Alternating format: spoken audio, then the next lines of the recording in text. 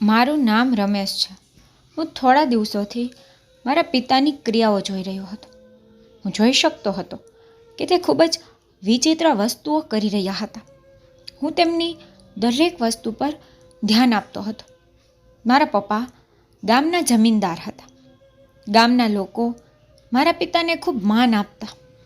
પપ્પા બપોરે જમવા ઘરેથી નીકળી જતા અને મોડી રાત્રે ઘરે આવતા.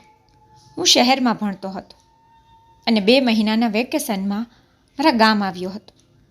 મોડી રાત્રે પિતા ઘરે આવતા ત્યાં સુધીમાં હું ઊંઘી જતો હતો અને જ્યારે તે ઘરે આવતા તો તેના મોબાઈલ પર કોઈ ફોન કરતું રહેતું અને એ જ રીતે મોબાઈલનો અવાજ સાંભળીને પાપા ઘરની બહાર નીકળી જતા અને મોડી રાતે ઘરે આવતા. મમ્મી અને હું તેના ફેરફારોથી આશ્ચર્યચકિત અને પરેશાન હતા. પણ આ વાત અમારા બંનેની સમજની બહાર હતી. તેની બેદરકારી જોઈને માતાએ પણ તેની સાથે વાત કરવાનું બંધ કરી દીધું હતું. મેં મનમાં નક્કી કર્યું હતું કે ગમે તે થાય હું મારા પિતા પાસે તેનું કારણ જાણીશ. એક દિવસ મેં મમ્મીને કહ્યું કે હું જમીન પર જાઉં છું. મમ્મીએ ઝડપથી પપ્પાનું ટિફિન તૈયાર કર્યું અને મને આપ્યું અને મને કહ્યું કે પપ્પાને આપજે. ટિફિન આપવાનું બહુ સારું બહાનું હતું. હું કેટલા સમયથી આ તક શોધી રહ્યો હતો. હું ટિફિન લઈને નીકળી ગયો. હું અમારી જમીન પર ગયો હતો જ્યાં ગામના બધા વડીલો બેઠા હતા. હું જાણતો હતો કે પપ્પા અહીં બેસે છે, જેથી હું તેની પાસે સરળતાથી પહોંચી ગયો. જ્યારે હું પંચાયતમાં બેઠેલા લોકો પાસે ગયો તો તેઓ મને જોઈને ચોંકી ગયા. મેં તેમને મારા પિતા વિશે પૂછ્યું તો તેમણે કહ્યું કે ચૌધરી સાહેબ આજે અહીં આવ્યા નથી.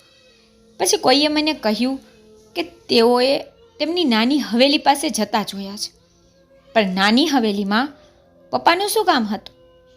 એનું મને આશ્ચર્ય થયું, કારણ કે જ્યારે શહેરમાંથી કેટલાક મહેમાનો અમારા ગામમાં રહેવા આવે છે ત્યારે તેઓ નાની હવેલીમાં જ રહે છે. મેં વિચાર્યું કે કોઈ સમસ્યા નથી. હું નાની હવેલીમાં પપ્પાને મળવા જાઉં છું. હું ત્યાં ગયો તો બહાર એક ચોકીદાર ને બેઠેલો જોયો. જ્યારે મેં તેને પાપા વિશે પૂછ્યું તો તેણે મને સ્પષ્ટ કહ્યું કે તે અહીં આવ્યા નથી. પણ ચોકીદારના ચહેરા પરથી લાગતું હતું કે તે ખોટું બોલે છે. તેના ચહેરાનો રંગ સફેદ થઈ ગયો હતો અને ચહેરો બદલાઈ ગયો હતો. મેં ફરી ચોકીદારને કહ્યું કે ચૌધરી સાહેબ હવેલીની અંદર ગયા છે.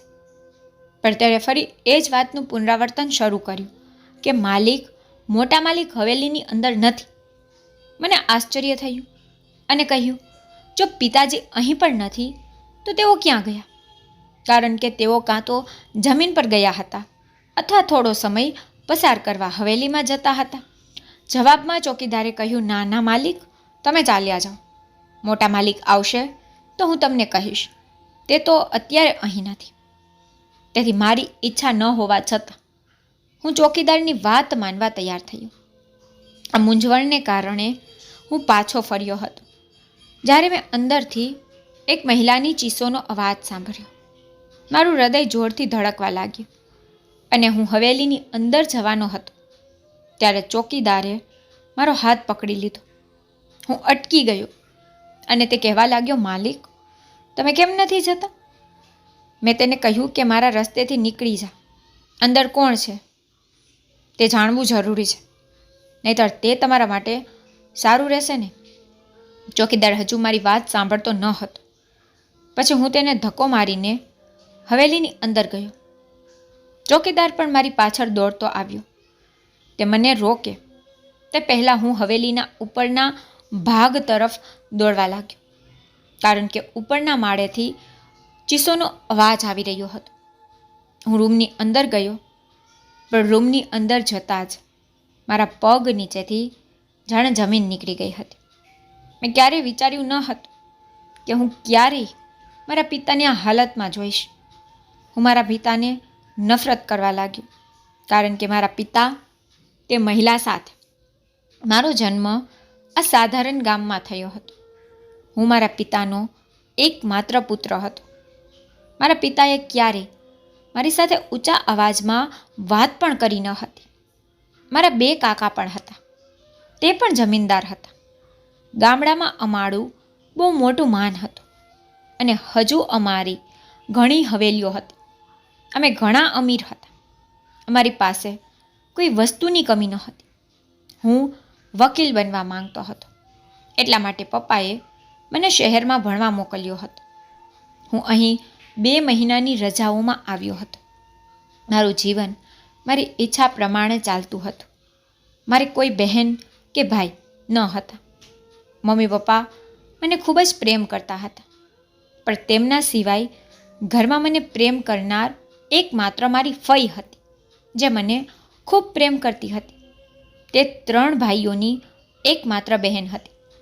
તેના 3 ભાઈઓ તેને ખૂબ પ્રેમ કરતા હતા.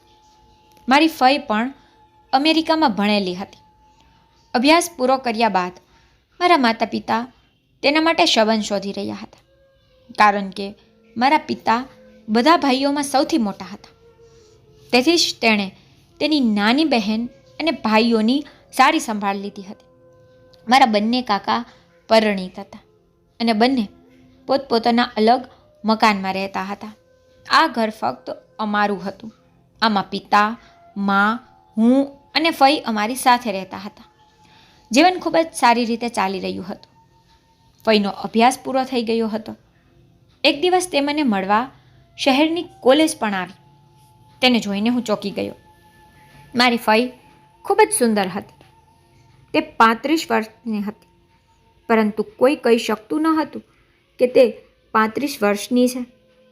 તેણીના અભ્યાસને કારણે તેને હજી લગ્ન કર્યા ન હતા, કારણ કે અમારા ગામડાઓમાં છોકરીઓને વધુ ભણવાની છૂટ નથી.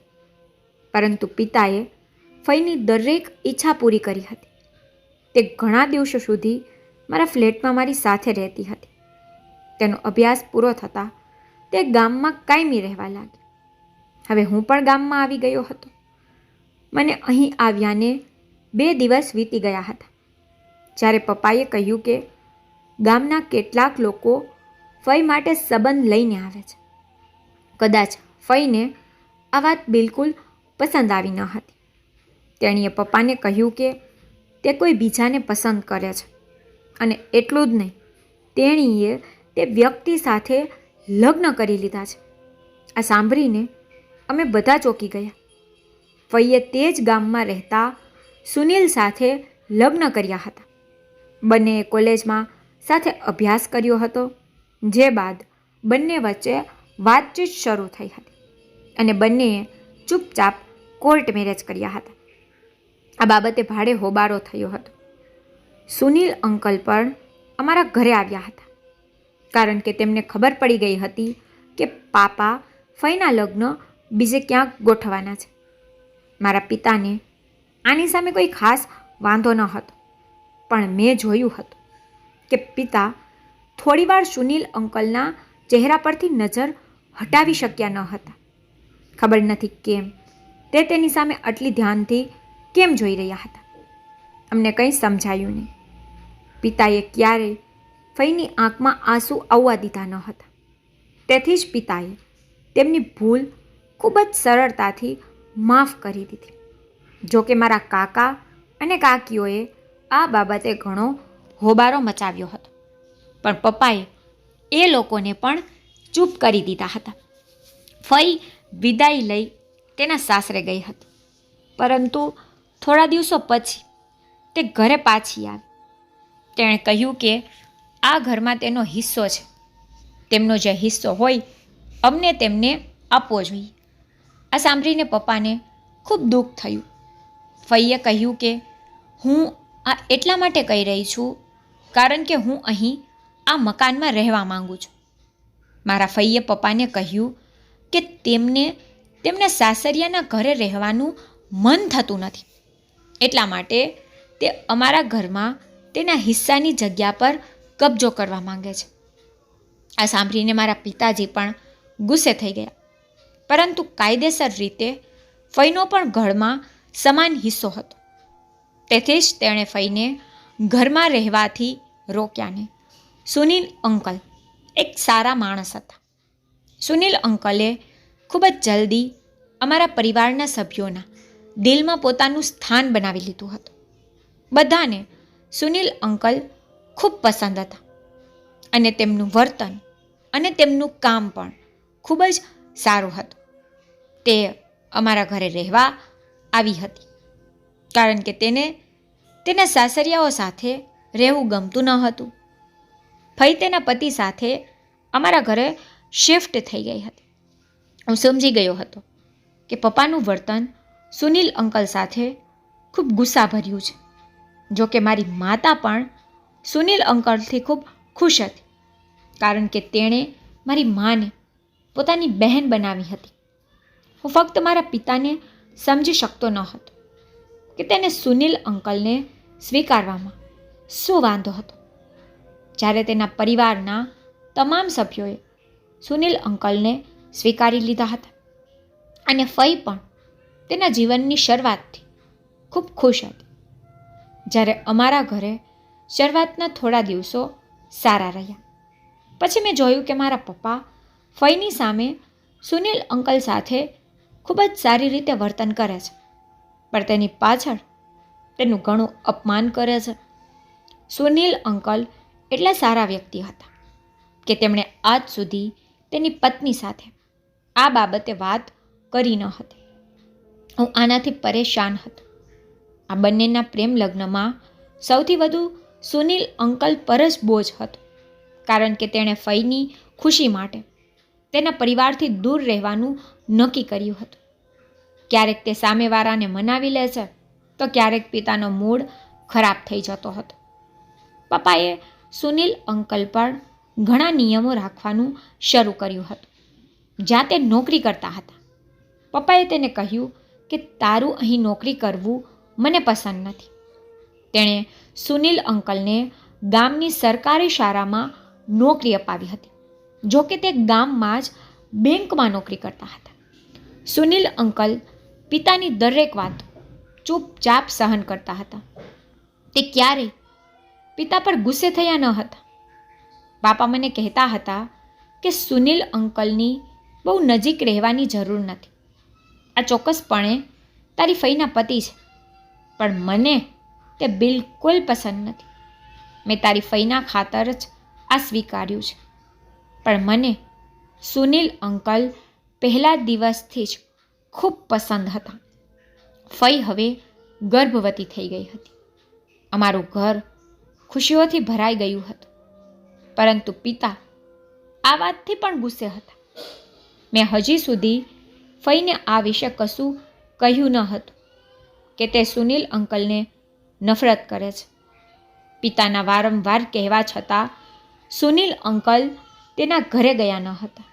પણ મને સુનિલ અંકલની આ સ્ટાઇલ ખૂબ પસંદ હતી કારણ કે અત્યાર સુધી મેં અંકલમાં કોઈ ખરાબી જોઈ ન હતી. તેથી જ હું ખુશ હતો કે મારી ફઈને સુનિલ અંકલ તેમના સાથીદાર તરીકે મળ્યા છે. પણ પાપા કોઈક રીતે સુનિલ અંકલને અમારા ઘરમાંથી કાઢી મૂકવા માંગતા હતા. પણ સમય જતાં મેં જોયું કે સુનિલ અંકલ પણ પાપાની હરકતોથી કંટાળીને તેઓએ તેમની સામે બોલવાનું શરૂ કરી દીધું હતું. હવે હું તેમની વચ્ચે કંઈક બીજું જ અનુભવવા લાગ્યો હતો. સુનિલ અંકલ પ્રત્યે પપ્પાના નફરતનું કારણ મને હજી સમજાયું ન હતું.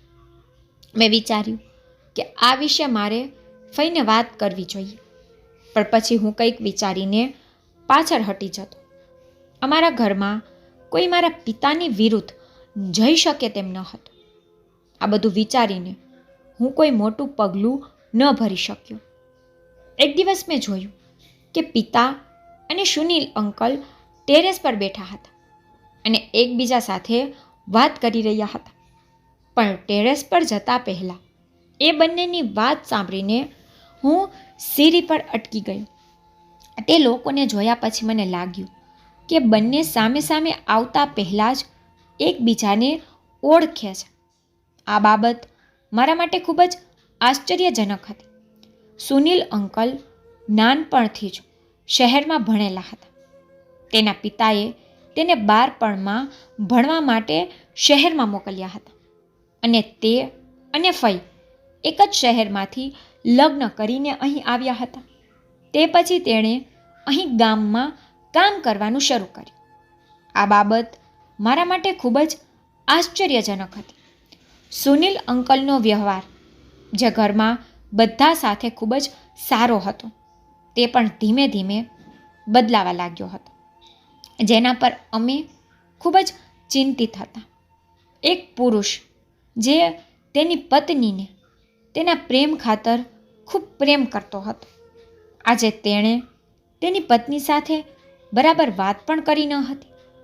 મને બધું જ અજીબ લાગતું હતું અને હવે ધીરે ધીરે મને લાગવા માંડ્યું કે કદાચ પાપા આ કારણે સુનિલ અંકલને વધુ પસંદ કરતા ન હતા.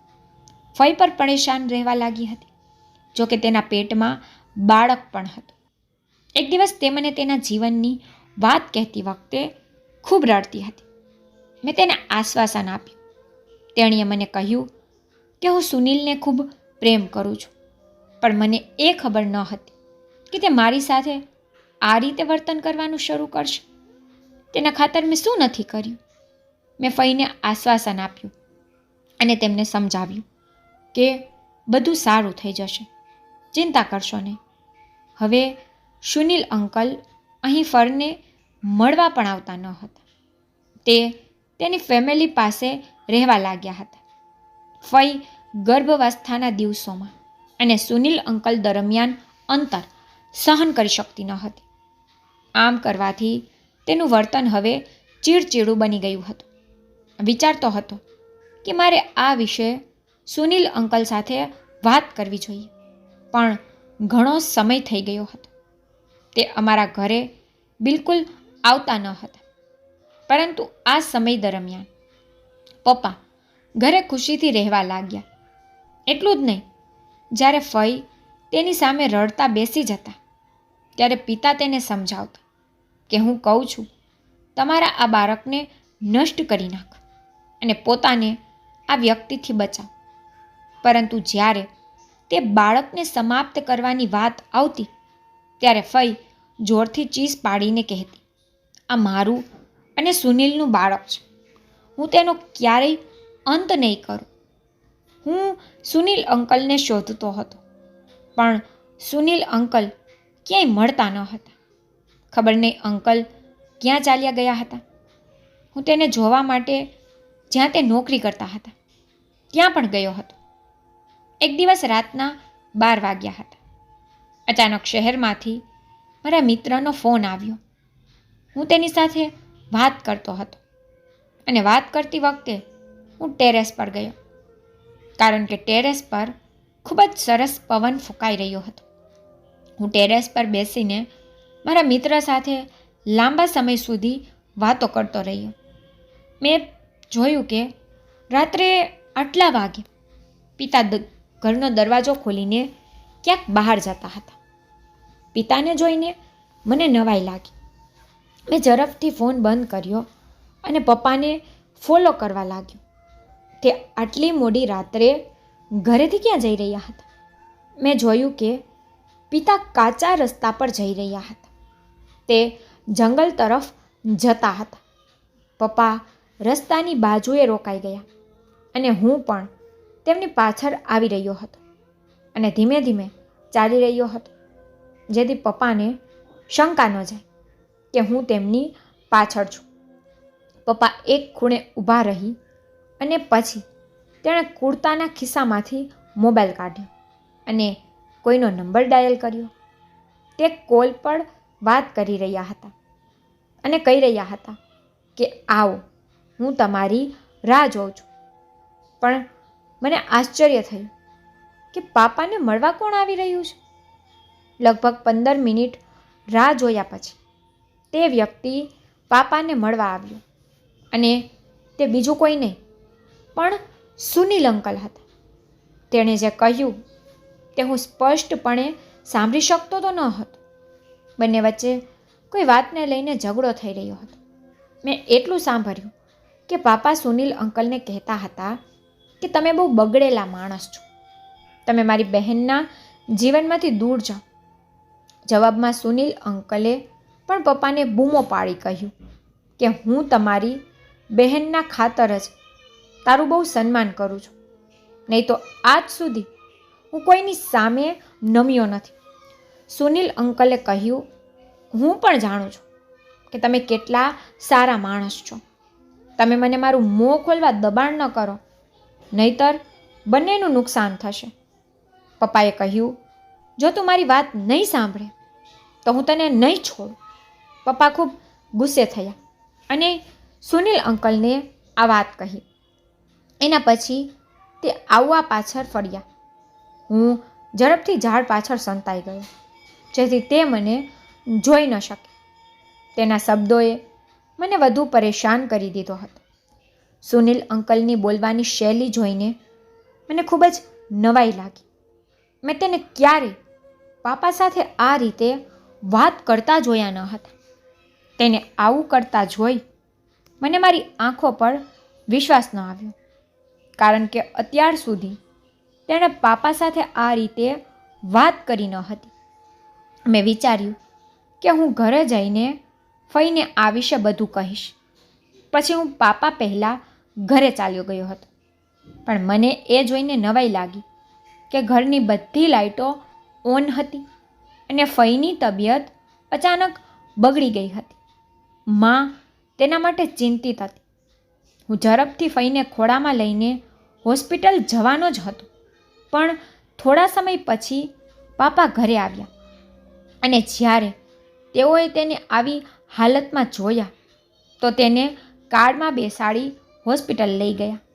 અમે ફઈ માટે ખૂબ જ ચિંતિત હતા, કારણ કે અમે બધા તેને ખૂબ પ્રેમ કરતા હતા. થોડા સમય પછી હું પણ મારા પિતા સાથે હોસ્પિટલ ગયો. હું ત્યાં ગયો અને મારા પિતાને કહ્યું કે ફઈની તબિયત વિશે સુનિલ અંકલને જાણ કરવી જોઈએ. મારી વાત પર પપ્પા ખૂબ ગુસ્સે થયા અને કહ્યું કે તું ચૂપચાપ ઊભા રહે, તારે વધારે બોલવાની જરૂર નથી. ડૉક્ટર ફઈને તપાસી રહી હતી. 1 કલાકના ચેકઅપ પછી ડૉક્ટર આવ્યા અને કહ્યું કે ફઈએ તેનું બાળક ગુમાવી દીધું છે. આ સાંભળીને મને નવાઈ લાગી. જો કે મારી આંખોમાં પણ આંસુ હતા. મેં હજી પણ પપ્પાને કહ્યું હતું કે આપણે સુનિલ અંકલને આ વિશે જણાવવું જોઈએ, કારણ કે આ બહુ મોટી વાત છે. પરંતુ પિતા મને સતત ના પાડતા હતા. પછી હું પોતે એક ખૂણામાં ગયો અને ચૂપચાપ સુનિલ અંકલને ફોન કર્યો. પણ સુનિલ અંકલનો નંબર સ્વિચ ઓફ આવતો હતો. હું ખૂબ જ પરેશાન હતો. સુનિલ અંકલને આવી ક્ષણે ફઈ સાથે હોવું જોઈએ. સવાર થઈ ગઈ હતી અને જ્યારે ફઈને ભાન આવ્યું અને તેને ખબર પડી કે તેનું બાળક હવે આ દુનિયામાં નથી, ત્યારે તે ખૂબ રડતી હતી અને સુનિલ અંકલને વારંવાર યાદ કરતી હતી. એવું લાગતું હતું કે પપ્પાને તેના રડવાની પરવા નથી. બધા જ દવાખાને આવી ગયા હતા અને ફઈ માટે ખૂબ જ ચિંતિત હતા. તેઓ સુનિલ અંકલને પણ ખરાબ કહેતા હતા કે આવા સમયે તેને ફઈ સાથે હોવું જોઈએ. મોટા કાકા કહેતા હતા કે આવો બેદરકાર માણસ અમે ક્યાંય જોયો નથી, જેને ન તો તેની પત્નીની ચિંતા હોય અને ન તો તેના ભાવિ બાળકની. હવે લોકો મારી સામે આવી વાતો કરતા હતા અને મારાથી સહન થતું ન હતું. હું તરત જ સુનિલ અંકલના ઘરે ગયો અને ત્યાં ગયા પછી મેં થોડો હોબાળો મચાવ્યો કે તમે લોકો કેવા માણસ છો? મારી ફઈ ખરાબ હાલતમાં છે. સુનિલ અંકલ આટલા બેદરકાર કેવી રીતે હોઈ શકે? મેં કહ્યું કે સુનિલ અંકલ ઘરે હોય તો તેઓ મારી સાથે કહો આવે, તેમને હોસ્પિટલ મોકલો, કારણ કે તેમનું બાળક હવે આ દુનિયામાં નથી અને ફઈ પણ બહુ બીમાર છે. સુનિલ અંકલની માતાએ મને કહ્યું કે દીકરા, તે ગઈકાલ રાતથી ઘરે આવ્યો નથી. જો કે કાલે રાત્રે સુનિલ અંકલ પપ્પાને મળવા આવ્યા હતા. હવે તે સાચું બોલે છે કે ખોટું તે તો મને ખબર ન હતી. મેં વિચાર્યું કે કદાચ શર્મના કારણે તે કહેતી હતી કે તેનો પુત્ર ઘરે નથી, પરંતુ હું તેના ચહેરા પરની મુશ્કેલી પણ સ્પષ્ટ જોઈ શકતો હતો. તેને જોઈને લાગતું હતું કે તે પણ તેના લોહીને અલગ થઈ ગયો હોવાનો અફસોસ કરી રહી હતી. તેથી હું વધારે બોલી ન શક્યો અને પાછો હોસ્પિટલ આવ્યો. જો કે રસ્તામાં એક બે જગ્યાએ સુનિલ અંકલને શોધતો પણ આવ્યો હતો, પણ સુનિલ અંકલ ક્યાંય મને મળ્યા ન હતા. ફઈ સુનિલ અંકલને વારંવાર યાદ કરતી હતી અને તેના બાળકને પણ યાદ કરીને ખૂબ રડતી હતી. તેની હાલત હવે દિવસે ને દિવસે બગડતી જતી હતી. મારા સતત પ્રયત્નો સુનિલ અંકલને શોધી શકતા ન હતા.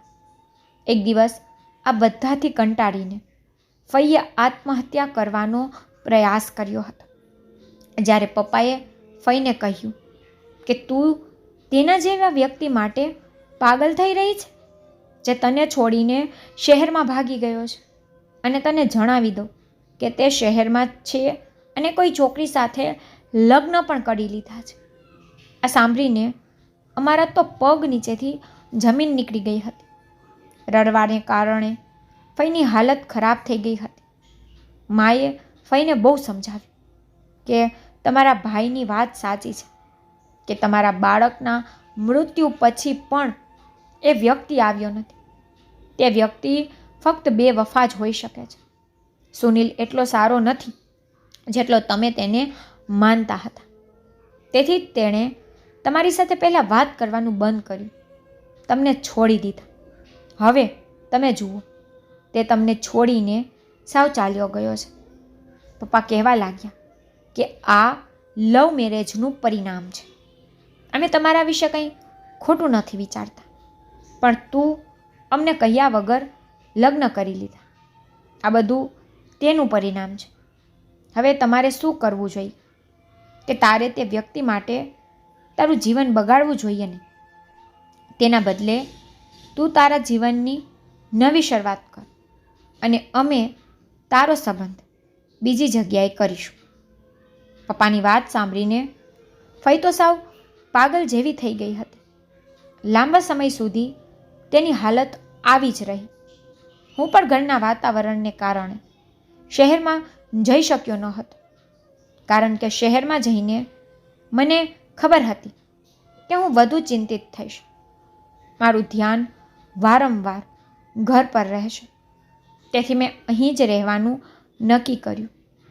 હજુ થોડા દિવસ થયા હતા કે સુનિલ અંકલના પરિવારના સભ્યો અમારા ઘરે આવ્યા અને ભારે હોબારો મચાવ્યો. તેણે કહ્યું, તમે લોકોએ અમારા દીકરાને ક્યાં કેદ કર્યો છે? તેણે કહ્યું કે સુનિલ ઘણા સમયથી ગુમ છે અને ઘરે પણ આવ્યો નથી. તેનો નંબર પણ સ્વિચ ઓફ આવી રહ્યો છે. અમે તેને ઘણી જગ્યાએ શોધ્યો, પરંતુ તે ક્યાંય મળ્યો નહીં. પપ્પાએ તે લોકોને કહ્યું કે તમારો દીકરો અહીં આવ્યો નથી. તે લોકો ખૂબ જ ચીસો પાડી રહ્યા હતા, જેનો અવાજ ફઈને પણ સંભળાતો હતો. પપ્પા આ હંગામો ખત્મ કરવાનો પ્રયાસ કરી રહ્યા હતા, પરંતુ હું મૂંઝવણમાં હતો. પપ્પાએ અમને કહ્યું હતું કે સુનિલ અંકલે બીજા લગ્ન કર્યા છે. આ હંગામો લાંબા સમય સુધી આમ જ ચાલતો રહ્યો. ત્યારબાદ તે લોકો તેમના ઘરે ચાલ્યા ગયા હતા, પણ મને એ ખબર નથી કે પિતાએ તેને શું કહ્યું કે તેઓ ચૂપ રહ્યા અને ત્યાંથી ચાલ્યા ગયા. હું આ વિશે વિચારીને પાગલ થઈ રહ્યો હતો. સુનિલ અંકલ ક્યાં ગયા? આ દિવસોમાં પપ્પા પણ મને ખૂબ ચિંતિત લાગતા હતા. અમે લોકો સાથે ન તો બેસી રહ્યા હતા કે ન તો યોગ્ય રીતે વાતચીત કરી રહ્યા હતા. તે ખાવાનું પણ બરાબર જમતા ન હતા. તેનું વર્તન શરૂઆતથી ખૂબ જ કઠોર હતું, પણ આજકાલ તે અમારી સાથે વિચિત્ર રીતે વાત કરી રહ્યા હતા. મને લાગ્યું કે કંઈક ખોટું છે. હવે જે કરવું હતું તે મારે કરવાનું હતું. તેથી જ મેં મારા પિતા પર નજર રાખવાનું નક્કી કર્યું, કારણ કે મારી પાસે હવે બીજો કોઈ વિકલ્પ ન હતો. આ જ કારણ હતું કે પાપાનું ટિફિન આપવાના બહાને હું જમીન પર જઈ શકું. જ્યારે હું જમીન પર લોકો બેઠા હતા તેની પાસે ગયો તો તેને મને કહ્યું કે તમારા પિતા આજે અહીં આવ્યા નથી. તેણે જે કહ્યું તે સાંભળીને મને આશ્ચર્ય થયું. જ્યારે સવારે જ તે જમીનની વાત કરીને ઘરની બહાર નીકળી ગયા હતા. એક વ્યક્તિએ કહ્યું કે પાપા હવેલી તરફ જતા જોવા મળ્યા છે. હું થોડી મૂંઝવણમાં હતો કે પપ્પા હવેલીમાં શું કરવા ગયા છે. ત્યારે ચોકીદારે મને રોકવાનો ખૂબ પ્રયાસ કર્યો. પહેલાં તે ખોટું પણ બોલતો હતો કે પપ્પા હવેલીમાં નથી, પણ પછી મેં કોઈની ચીસનો અવાજ સાંભળ્યો. ત્યારે મને સમજાયું કે કંઈક તો ગડબડ છે. હું સમજી શક્યો નહીં કે તે કોનો બૂમો પાડવાનો અવાજ હતો. ચોકીદાર મને રોકવાનો ઘણો પ્રયાસ કરી રહ્યો હતો, પણ જ્યારે હું દોડીને હવેલીના ઉપરના ભાગમાં પહોંચ્યો, જ્યારે હું રૂમની અંદર ગયો તો હું જોઈને ચોંકી ગયો કે પપ્પાના હાથમાં બંદૂક હતી અને એક તરફ સુનિલ અંકલ ખુરશી સાથે બાંધેલા હતા. તેને અહીં બાંધીને રાખવામાં આવ્યા હતા અને તે ખૂબ જ ઈજાગ્રસ્ત હાલતમાં હતા. પપ્પા તેને બંદૂકથી મારવાનો પ્રયાસ કરી રહ્યા હતા. હું તેમની પાસે ગયો, તેના હાથમાંથી બંદૂક છીનવાનો પ્રયાસ કર્યો અને તેને પૂછ્યું કે તમે આ બધું શું કરો છો? પપ્પાએ કહ્યું, મને છોડ, નહીંતર હું આ બંદૂક તને મારી દઈશ. મેં કહ્યું, પપ્પા તમે આવું ન કરી શકો. હું પપ્પા પાસેથી બંદૂક છીનવી લેવાનો પ્રયાસ કરી રહ્યો હતો. તે કહેતા હતા કે બહુ થયું, આજે હું સુનિલને ચોક્કસ મારીશ. અમારી વચ્ચે ઘણી દલીલો થઈ. આ દરમિયાન બંદૂકની ગોળી અચાનક મારા ખંભા પર વાગી ગઈ. મારા ખંભામાંથી લોહી નીકળવા લાગ્યું અને હું જમીન પર પડી ગઈ. જ્યારે પિતાએ મારી હાલત જોઈ તો તેઓ ગભરાઈ ગયા. ચોકીદાર પણ ત્યાં આવ્યો હતો. પછી મને હોસ્પિટલ લઈ જવા લાગ્યો. જ્યારે હું હોસ્પિટલ ગયો ત્યારે મારા ખંભા પર ઓપરેશન કરવામાં આવ્યું હતું અને મારા ખંભામાંથી ગોળી કાઢી નાખવામાં આવી હતી. જ્યારે મારી તબિયત સારી થઈ ત્યારે હું મારા પિતા પ્રત્યે ખૂબ જ શરમ અનુભવતો હતો. મારા પરિવારના સભ્યો ખૂબ જ ચિંતિત હતા મારી હાલત પર અને મને કેવી રીતે ગોળી લાગી. મને જોઈને ખૂબ જ શરમ અનુભવી રહ્યા હતા, કારણ કે તેના પુત્રને તેના હાથથી ગોળી વાગી હતી. ફઈ પણ મારા માટે ખૂબ જ પરેશાન હતા. ફઈના નિર્દોષ ચહેરાને જોઈને હું ચિંતિત થઈ રહ્યો હતો, પણ હું એ પણ જાણવા માંગતો હતો કે મારા પિતા સુનિલ અંકલને કેમ મારવા માંગે છે. સુનિલ અંકલ સલામત મને મળવા હોસ્પિટલ આવ્યા. ત્યાં હાજર તમામ લોકો સુનિલ અંકલને અચાનક જોઈને આશ્ચર્યચકિત થઈ ગયા. અમારા જ લોકો સુનિલ અંકલ સાથે ખરાબ રીતે વાત કરવાનો પ્રયાસ કરી રહ્યા હતા, પણ મેં બધું શાંત કરી દીધું અને કહ્યું કે કોઈ પણ સુનિલ અંકલને કંઈ બોલશે નહીં. હું બધાને કહું છું કે સુનિલ અંકલ ક્યાં ગયા હતા. જ્યારે મેં સુનિલ અંકલ વિશે બધું કહ્યું ત્યારે બધા ચિંતામાં પડી ગયા. મારા પિતા ખૂબ જ શરમ અનુભવતા હતા. ફઈએ પપ્પાને પૂછ્યું, શું તમારો દીકરો સાચું બોલે છે? પપ્પાએ કહ્યું કે મને શરૂઆતથી જ સુનિલ પસંદ ન હતો, કારણ કે યુવાનીમાં હું અને સુનિલના પિતા ગામના સૌથી મોટા બદમાશો હતા. તેમના ઘરનું વાતાવરણ પણ ખૂબ જ ખરાબ હતું. ત્યારે મને ખબર પડી કે વિક્રમે તેના પુત્ર સુનિલને પણ પોતાના જેવો બનાવી દીધો છે. મેં સુનિલને 1-2 વાર ચોરી કરતા પણ પકડ્યો હતો. હું સુનિલને પહેલેથી જ ઓળખતો હતો. જ્યારે આ ગામમાં દુષ્કર્મો ફેલાવા લાગ્યા અને તે બદનામ થવા લાગ્યું, ત્યારે ગ્રામ પંચાયતે સુનિલને શહેરમાં મોકલવાનો નિર્ણય લીધો હતો. કારણ કે સુનિલના કારણે ગામનું વાતાવરણ ખરાબ થઈ રહ્યું હતું. બાળકો પણ તેના કારણે બગડી રહ્યા હતા. પરંતુ સુનિલ પણ ત્યાં હતો જ્યાં મેં મારી બહેનને ભણવા માટે મોકલી હતી. આ બંનેના લગ્ન ક્યારે અને કેવી રીતે થયા મને કંઈ ખબર ન હતી. જ્યારે આ બંને લગ્ન કરીને અહીં આવ્યા ત્યારે મને નવાઈ લાગી. હું નહોતો ઈચ્છતો કે મારી બહેનના લગ્ન એક ચોર સાથે થાય. મારી બહેન આટલી ભણેલી અને એક સારી છોકરી હતી.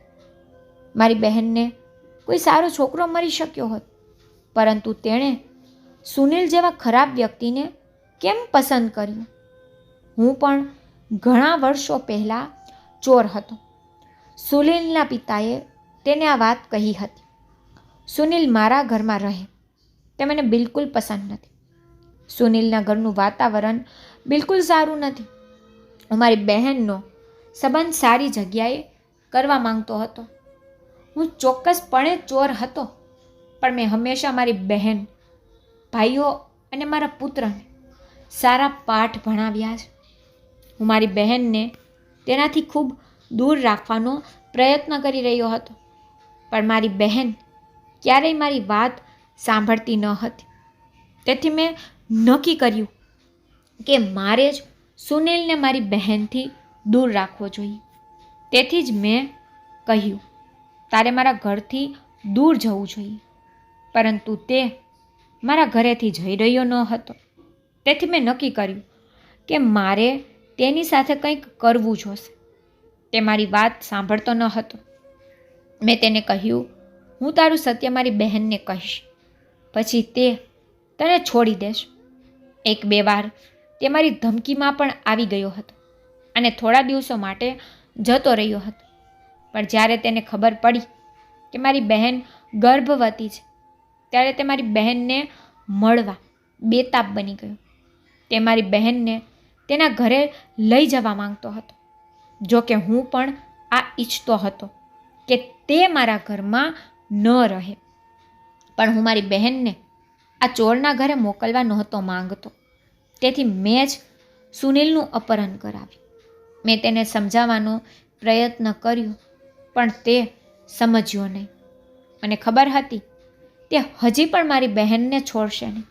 તેથી મેં ગુંડાઓને મધ્યરાત્રિએ તેનું અપહરણ કરવા કહ્યું અને મારી બહેનને બાળકનો ગર્ભપાત થવાની દવા આપી દીધી. મારી બહેનની તબિયત બગડી અને તેનું બાળક પણ આ દુનિયામાંથી ચાલ્યું ગયું. અહીં સુનિલનું અપહરણ થઈ ચૂક્યું હતું. હું સુનિલને મારતા પહેલાં તેને સમજાવવાનો પ્રયાસ કરી રહ્યો હતો અને મોટાભાગનો સમય તેની સાથે જ વિતાવતો હતો, જેથી હું તેને સમજાવી શકું કે મારી બહેનને છોડી દે. તેની પાસે હજુ પણ સમય છે, નહીં તો હું તેને મારી નાખીશ. અને આજે હું તેને મારી જ નાખવાનો હતો, પણ તે તેને બચાવી લીધો. જ્યારે ફઈએ મારા પિતા પાસેથી આ બધી વાતો સાંભળી ત્યારે તે રડવા લાગી અને કહ્યું કે મને ખબર ન હતી કે તમે 2 પ્રેમીઓના આવા દુશ્મન બની શકો છો. સુનિલ હવે સુધરી ગયો છે અને હવે તે મહેનત કરીને પૈસા કમાય છે. તમે જોયું નથી કે તમે તેને ક્યાં નોકરી પણ લગાવ્યો છે? તેમ છતાં તે મહેનત કરીને પૈસા કમાઈ રહ્યો હતો. ફઈએ કહ્યું, હવે તે તેના ભાઈ સાથે ક્યારેય કોઈ સંપર્ક નહીં રાખે. પપ્પાને પોતાની ભૂલની ખૂબ જ શરમ આવી રહી હતી. તેણે ફઈની પાસે માફી માંગવાનો ઘણો પ્રયાસ કર્યો, પરંતુ કદાચ પિતાને તેના કામની સજા એ હતી કે ફઈએ તેની સાથેના તમામ સંબંધો સમાપ્ત કરી દીધા હતા. તે સુનિલ અંકલ સાથે અમારા ઘરેથી શહેર ચાલી ગઈ હતી અને હવે તે શહેરમાં ખુશીથી જીવન વિતાવી રહી છે. પપ્પાને તેના કામની સજા તેની એકમાત્ર બહેનને દૂર કરી મળી ગઈ હતી. હવે તે તેમનાથી દૂર છે. તે દિવસ પછી ફઈએ મારા પિતા તરફ ક્યારેય પાછું વળીને જોયું નથી, કારણ કે જ્યારે તેણે તેના બાળકનો જીવ લીધો હતો તે તેને ક્યારેય માફ કરી શકી નહીં.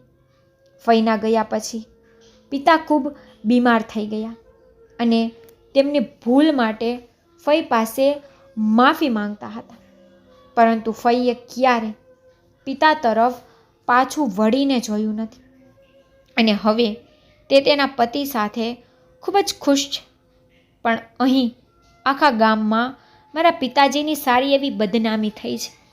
તે ઘરમાં જ રહે છે, ઘરની બહાર નથી જતા અને હંમેશા બીમાર રહે છે. તમે બધા મારા પિતા માટે પ્રાર્થના કરો, જેમને ગંભીર બીમારી છે તે સ્વસ્થ થઈ જાય અને ફઈ તેના સાસરિયામાં તેના પતિ સાથે હંમેશા ખુશ રહે.